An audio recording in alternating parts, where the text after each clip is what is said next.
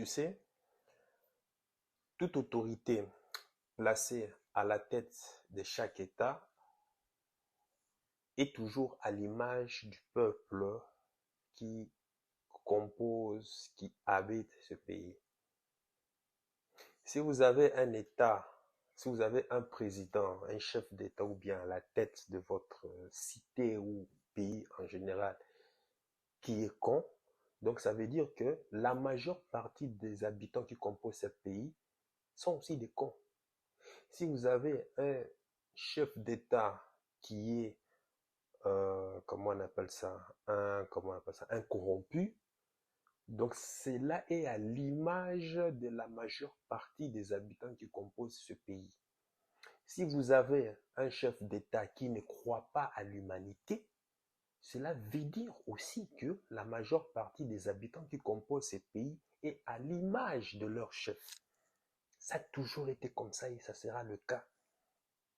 Il y a de fortes chances, si toi tu es aujourd'hui en train de détester Macron à cause de sa mauvaise gestion gouvernementale, il est fort à parier que tu es comme Macron. Exactement.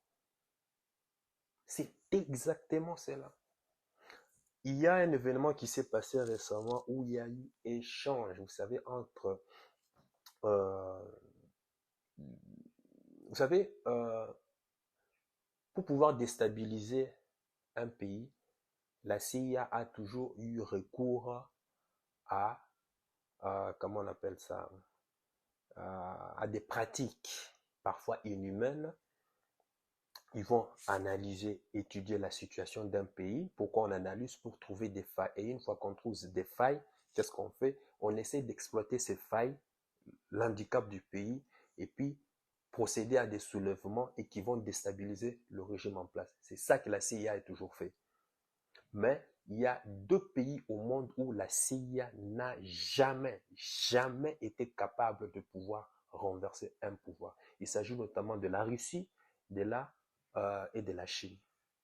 Et comme ce sont des pays un peu superpuissants et consorts, alors quand les États-Unis envoient, parce que tu sais, quand tu es fort, il est impossible de te déstabiliser, qu'est-ce qu'on fait? Ben, on envoie des espions.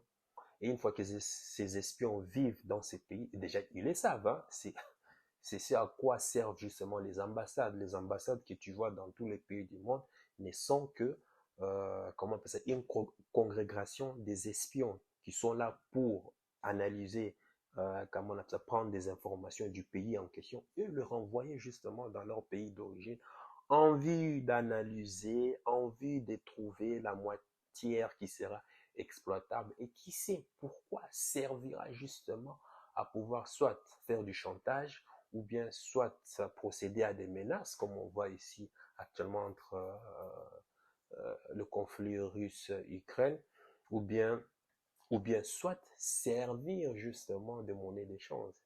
C'est ça. C'est à quoi que servent les informations, les renseignements. Eh bien, les États-Unis envoient des espions en Russie, ben, les Russes s'y font d'eux-mêmes. Donc, ce qui fait que ben, certains espions se font arrêter de part et d'autre. Mais comme pays tout puissant, il arrive des fois que pour, comment on appelle ça, conclure des trêves, on dit, ben voilà, on arrive à certains accords. Les Américains sont pragmatiques. Écoute, voilà, j'ai chez toi 2, 3, 4 prisonniers qui sont de ma nation. Voilà, tu me les libères. En échange, je te donne quelque chose. Ça s'est toujours passé comme ça. Et puis, récemment, il y a, comment on appelle ça, il y a eu un échange qui s'est passé de prisonniers, hein, justement. Du côté des États-Unis, c'était euh, un ancien mania un marchand d'armes, Victor Bout. Victor Bout qui a vendu des armes partout dans le monde. Ces armes, en tout cas, ont été utilisées dans presque tous les conflits qui ont précédé dans les années 1980, 70, 80 jusqu'en 2000. Pour tout te dire, le monsieur a été partout. Et voilà, ça fait partie du business. Et comme tout business, ben voilà, on s'en fout des dommages collatéraux. Les morts de par-ci par-là, les victimes qui ont fait les frais.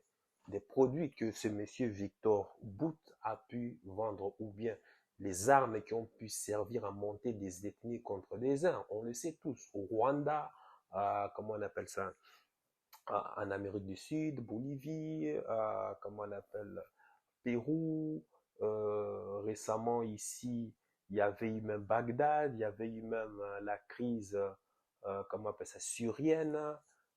Bref, il y avait tous ces conflits. Ce monsieur a été partout, il a vendu des milliards et des milliards et des milliards et des milliards d'armes. Ce monsieur a été arrêté. Pourquoi? Parce que les espions américains se sont fait passer pour, soi-disant, des clients qui veulent acheter ces armes pour pouvoir, voilà, monter un coup d'État comment on appelle ça, dans un des pays en Amérique là-bas. Et puis, au moment de la transaction où il fallait donner l'argent et puis lui ramener les armes, c'est par là qu'ils se sont fait, c'est par là qu'il s'est fait attraper. Et depuis lors, il a été en prison. Je sais pas, pendant, il a écopé de 20 ans de prison et tout et qu'on sort. Ben, la Russie a demandé justement, ben voilà, de pouvoir avoir cette personne. Et puis de l'autre côté, ben, les États-Unis ont aussi pas mal d'espions, pas mal de militaires qui se retrouvent aussi dans le prison en Russie. Mais, bizarrement, quelle a été, quelle a été la demande des États-Unis, notamment de Joe Biden, c'était de faire un échange de prisonniers, voilà, entre justement le marchand d'armes Victor Bout contre qui? Une basketteuse LGTB, une lesbienne, Britney Griner, une ancienne, enfin une basketteuse américaine. Comment est-ce qu'elle s'est fait arrêter là-bas en Russie? Pourquoi? Parce qu'elle partait faire du trafic de drogue. Il faut vraiment être fêlé pour pouvoir aller passer les aéroports, tous les contrôles dans les aéroports russes en vendant de la drogue. Et c'est comme ça, la jeune fille s'est fait arrêter et puis écopée, mise en prison. Mais il n'y a pas qu'elle. À part elle, il y a des espions, comme je t'ai dit, américains au service de l'État. Il y a des militaires, des marines qui sont arrêtés là-bas aux États-Unis. Mais les États-Unis, de Joe Biden, a choisi plutôt de faire un échange entre une basketteuse LGTB, Britney Griner, contre, bon, la Russie, eux, ils ont demandé Victor, comment on appelle, Victor, Victor Bout.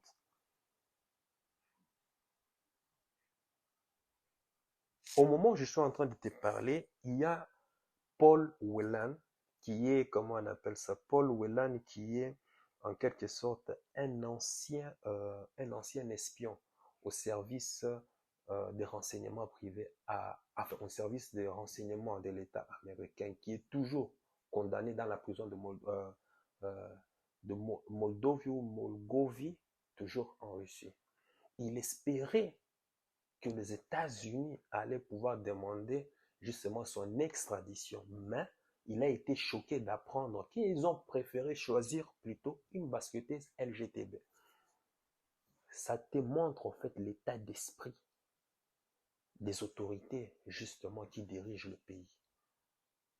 Là où la Russie sont en train de demander leur, comment on appelle ça, leur, euh, leur homme, leur homme criminel, l'homme animal, l'homme, comment on appelle ça, l'homme maniaque dans toute sa splendeur. Et d'ailleurs, même une fois libéré, une fois arrivé en Russie, c'est cette même personne qui était en train de demander, mais pourquoi est-ce que la Russie a mis longtemps pour pouvoir attaquer, pour pouvoir envahir l'Ukraine? Si ça aurait été lui, il allait déjà envahir, c'est-à-dire il allait terminer avec l'Ukraine, il allait terminer avec l'Ukraine et puis en finir encore avec les pays qui soutiennent l'Ukraine avec deux, trois bombes nucléaires. Le truc est réglé. Enfin, deux, trois bombes semi-nucléaires, en fait. Hein? Semi-nucléaires. Et puis l'affaire est réglée. Une personne libérée qui dit ça. Et de l'autre côté, tu vois Britney Griner qui sort de sa libération, arrivée aux États-Unis et qui se met encore à critiquer son propre gouvernement, son propre pays, disant qu'ils aillent se faire foutre, qu'ils ont mis trop du temps, quoi, pour qu'ils se prennent. Tu vois la mentalité? Alors qu'il y a un espion, Paul Whelan, Paul Whelan, Paul Whelan, tu peux aller chercher ou bien je vais te mettre l'extrait. Paul Whelan est là condamné depuis 2018. Un militaire. Mais les autorités préfèrent libérer une femme LGTB. Ça te montre déjà l'état d'esprit. Un état féminisé, un état qui est en train de promettre comment on appelle ça, l'abrutissement de toute une population, un état, c'est-à-dire qu'il ne croit même plus à l'humanité. Regarde ce qu'il est en train de redemander, regarde ce qu'il est en train de contester. Tout se trouve dans les habitudes, tout se trouve dans les détails. Et tu verras que le choix que cet État, que ce président Joe Biden a fait, tu verras que c'est toujours à l'image de la population qui compose ces pays. Tu verras que la majeure partie de la population qui compose ces pays est à l'image même de Joe Biden. Une société où on ne regarde plus la logique ni la raison, mais on préfère promouvoir papa, papa, maman, maman. Ou une société où on est en train de promouvoir, où on est en train de permettre aux enfants de changer de sexe. On dit à l'enfant, non, tu n'es plus un sexe masculin ni sexe féminin, tu peux entre les deux, tu peux être trans. Je n'ai rien contre les LGTB. Mais la situation est que quoi? On peut vivre ensemble, il n'y a pas de souci. Mais à partir du moment où moi, je ne veux à partir du moment où moi, je n'adopte pas ta mentalité à toi, et que toi, tu te permets de me forcer à pouvoir appliquer, adopter ta mentalité, là, ça devient un problème. Je respecte ta vie, je respecte ton truc, il n'y a pas de souci. Tu peux faire tout ce que tu veux, prier, faire tes trucs, alors moi, il n'y a pas de problème. Mais d'autant plus que tu ne nuis pas à ma dignité personnelle, tu ne nuis pas à ma bulle personnelle, ben, on reste toujours en paix. Voilà la mentalité de l'Occident. Voilà ce que l'Occident est en train justement de promouvoir à travers, voilà, à travers toutes ces guerres économiques, géopolitiques, monétaires dans tous les pays du monde. Voilà pourquoi ils sont en train de promouvoir la mondialisation. C'est ça en sorte la mondialisation. Tu ne posséderas rien, mais tu seras heureux. Un monde où, ben voilà, déjà, où dans cette société, Joe Biden, il n'y a plus d'hommes, les hommes n'ont plus de pouvoir. On donne le pouvoir aux femmes, tant mieux déjà, tant mieux qu'on donne le pouvoir aux femmes, mais quel genre de femmes? On donne le pouvoir aux femmes seules avec enfants, divorcées. Ce sont ces genres de personnes qu'on essaie de promouvoir vers le dessus. Regarde même les membres qui sont en train de composer justement, qui sont en train de composer l'administration américaine. Des lesbiennes, des femmes célibataires, des je ne sais, minana. Enfin, à toi de voir. C'est là, ce n'est même pas caché. Je ne te parle pas de complot, je te parle de quelque chose qui est là, aux yeux, au vu de tout le monde. Ce n'est même pas caché. Va voir tous les noms, toutes les vies privées, la liste des... Il y a même des lesbiennes. Et ils ne s'en cachent même pas. Tu vois l'état d'esprit. Là où tu vois les hommes des cavernes, les hommes mûrs, les hommes barbares qui sont prêts à défendre leur pays comme le risque, qui sont en train de réclamer des hommes forts, des hommes stratégiques. Eux, qu'est-ce qu'ils sont en train de faire? Ils sont en train de demander en échange des lesbiennes, des truands, des drogués et autres. Alors qu'ils ont au sein, dans leur... ils ont des... comment on appelle ça? Ils ont des militaires, ils ont des espions qui étaient au service de leur propre pays américain, qui sont là toujours enfermés aux États-Unis. Mais on préfère libérer une espèce de drogué qui n'a rien même à foutre de la valeur même qui compose ce pays. L'Amérique n'a plus d'âme. Aujourd'hui, même quand tu vas demander à un Américain n'est plus même capable de mourir pour son propre pays. C'est un pays, un dirigeant, des dirigeants qui sont en train de préférer des robots à la place des humains. Donc tu comprends qu'il y a un problème de mindset. Déjà, même, il y a même plus, l'Amérique n'a même plus de militaires. L'Amérique n'a même plus de, comment on appelle, une armée. L'Amérique n'a plus. Parce que, est-ce que tu sais que l'armée américaine a été privatisée? Aujourd'hui, ce sont des entreprises privées qui se chargent justement de l'armée américaine. En gros, ce sont des mercenaires. Tu vois, le consumérisme, les conséquences du consumérisme à l'extrême, où est-ce que ça peut amener? Aucun Américain aujourd'hui n'est capable de mourir pour son pays. Parce qu'il ne croit même pas à ce que l'État... Mais regarde ce que l'État est en train de faire. Sa politique, ses habitudes. Comment est-ce qu'une personne normale, censée, pourrait justement donner sa vie dans ce genre de trucs? L'armée américaine n'existait pas. Aujourd'hui, là où moi je te passe, ce sont des entreprises privées, ce sont des mercenaires qui dirigent, qui envoient. Là où tu vois, on envoie par exemple en Russie, c'est tous des mercenaires. On va déployer l'armée américaine en Haïti, tout et consort. Ce sont des entreprises privées. Mais avec la casquette, avec l'armure, avec une tenue, soi-disant, Amérique. Mais derrière, ce sont des entreprises privées qui financent. Pareil pour les prisons, ce sont des entreprises privées qui s'en occupent. Où est-ce qu'on va avec ce monde? Donc maintenant, tu es en face d'une personne qui ne croit même pas à l'humanité. Et cette personne va venir te dicter à toi, écoute, on va faire un sommet, on va s'asseoir et on va parler de l'avenir de nos relations. Ça va pas. Ça va pas. Et d'ailleurs même, ça m'a surpris, moi, de voir que certains États africains se sont déplacés là-bas pour aller, comment on appelle ça, pour aller discuter de l'avenir, des échanges entre Amérique et Afrique. Mais quel avenir? Et ils ont bizarrement surnommé ça Sommet Amérique, Amérique et sur USA, Amérique, Afrique. Comme si l'Afrique ne faisait qu'un pays, alors que c'est un continent avec 54 pays. Et malgré ça, l'Amérique se permet d'éliminer le Mali, le Burkina, et puis je ne sais pas quel autre pays, et autres, mais ils appellent ça sommet USA-Afrique. Et tu vois comment est-ce que ces pantins de gouvernement se sont déplacés pour aller à ces pays. Tous ceux qui se sont déplacés à ce sommet, tu vois, cela te montre à quel point ce sont des racailles. Et ces mêmes racailles, tu verras, c'est toujours à l'image de leur population.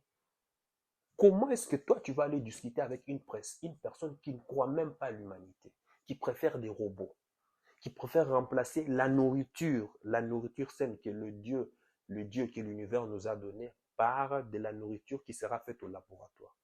Comment est-ce que tu vas discuter avec lui pour parler d'avenir? Donc cela montre à quel point que même eux-mêmes, ces présidents qui se sont déplacés là-bas, ont déjà aussi un problème. Et ces problèmes, tu verras, c'est toujours à l'image de la population aussi qui compose ce pays. Cette même population qui ont du mal à se rassembler, à s'unir pour pouvoir cotiser ensemble et pouvoir faire des petits projets, des petits micro-projets au service d'une collectivité. Ce même problème, tu verras, ça se retrouve au niveau lorsqu'il s'agit de s'unir pour pouvoir ben, voilà, bâtir un projet, créer un projet, soutenir, je ne sais pas, le projet d'une personne. On aura toujours du mal. Et tu verras que même au sommet de l'État, c'est toujours pareil. Toujours à l'image de la population qui compose ce pays. Mais tu verras, c'est toujours les mêmes personnes qui vont toujours condamner. Ah oui, tel président, ah oui, tel président. Mais quand on t'analyse toi-même, tu es pareil. Si on te mettait là où... En fait, comme je l'ai dit, hein, euh, on est bon ou mauvais avant d'avoir l'argent. L'argent n'ira pas bon ou mauvais, non. Tu es déjà méchant, tu es déjà bon ou mauvais avant déjà d'avoir l'argent. L'argent ne te permettra simplement d'accentuer encore plus la nature cachée qui est en toi. Si tu étais déjà bon, tu seras encore plus bon en ayant encore l'argent. On verra cela à travers l'impact, à travers la générosité que tu vas commencer à manifester à travers tes produits et services que tu vas pouvoir mettre au sein de la population. Si tu es méchant, on verra en sorte que, ben voilà, tu seras encore plus radin, tu seras encore plus sévère, et on verra même l'impact aussi que tu auras aussi à travers tes produits et services que tu vas commencer à vendre. Tu vas commencer à vendre toujours des shit, tu vas commencer à vendre toujours des faux produits qui vont toujours commencer à appauvrir, qui vont toujours commencer à meurtrir, qui vont toujours commencer à tuer toujours la population. Un peu comme font c'est que les marchands d'armes. Et ils n'ont rien à foutre, hein. Ces armes, ils savent bien que ça va servir à tuer des gens, mais ils n'ont rien à foutre. Et d'ailleurs, l'échange entre Victor et puis Britney, s'est passé à l'aéroport de Dubaï. On dit que Dubaï se réputait pour être un pays très islamophobe, qui ne promet pas les relations homme-homme, ou bien, comment on appelle ça, les relations femme-femme, ou bien les relations un peu bizarres transgenres. Mais Dubaï, bizarrement, lorsqu'il s'agit de l'objectif d'un État supérieur, ils sont prêts à pouvoir accueillir sur leur territoire des lesbiennes, des LGBT, tout et consorts. Pour quel intérêt? En tout cas, je ne sais pas. Bizarrement, quand il s'agit pour un intérêt supérieur, Dubaï est capable d'aller à l'encontre même de ses valeurs. Donc, tu vois dans le monde dans lequel on existe, et puis après on va te dire quoi? Droit de l'homme, droit des miches machin, droit des miches machin, mais droit de l'homme pour qui? C'est toujours pour le plus fort, toujours pour celles et ceux qui ont cette main. Là, les droits de l'homme existent. Les droits de l'homme existera toujours en faveur de ceux qui ont le monopole de certaines nécessités de ce monde. Quand toi, petit, qui n'as rien, tu vas pouvoir réclamer quelque chose, tant que ça ne va pas dans leur intérêt, ils vont te dire non, jamais, monsieur, monsieur, jamais, monsieur, comment on appelle ça, tu restes là. Ou bien tant pis pour toi, s'il faut t'écouler, on va t'écouler. Mais quand il s'agit de leurs avantages à eux, là, ils vont réclamer droit de l'homme. Tu vois, le monde dans lequel on existe. Voilà pourquoi je t'ai dit que, écoute, tu ne peux pas laisser comme ça bras croisés. Il faut travailler sur ta liberté financière. Il faut travailler tellement dur, de telle sorte que tu puisses sortir hors du système. C'est en sortant hors du système que tu es inatteignable. Parce que là, en ce moment, quand il y a une action qui a été menée de manière injuste euh, contre toi, eh ben, tu es capable de respecter.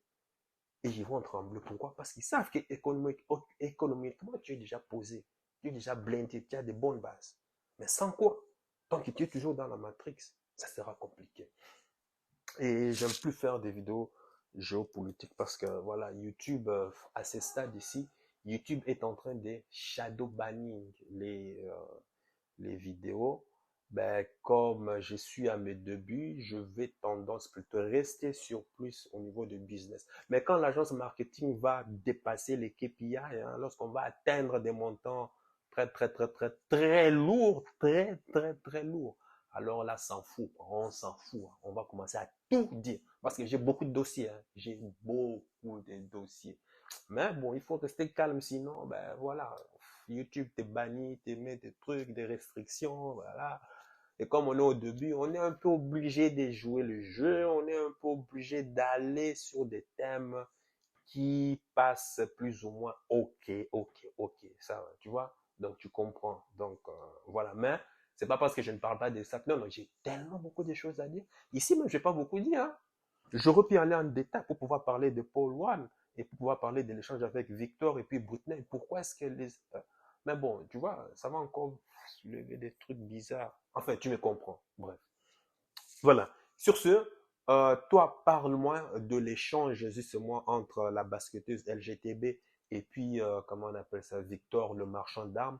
Est-ce que tu trouves cela logique pour toi alors qu'il y a des vrais militaires qui se sont battus pour, comment on appelle ça, qui se sont battus pour les intérêts du pays, de la nation américaine, qui se retrouvent toujours là, mais on préfère sortir une basketteuse. Est-ce que tu trouves cela, toi, normal? Peut-être que j'ai des éléments que moi je n'ai pas, mais en tout cas, à toi de discuter. Mets ça dans les commentaires et puis ben, ça fera avancer la communauté. Sur ce, sache que ton cœur sait déjà ce que ton cerveau essaie de comprendre. Suis la voie de ton cœur et connais déjà le chemin. Ciao.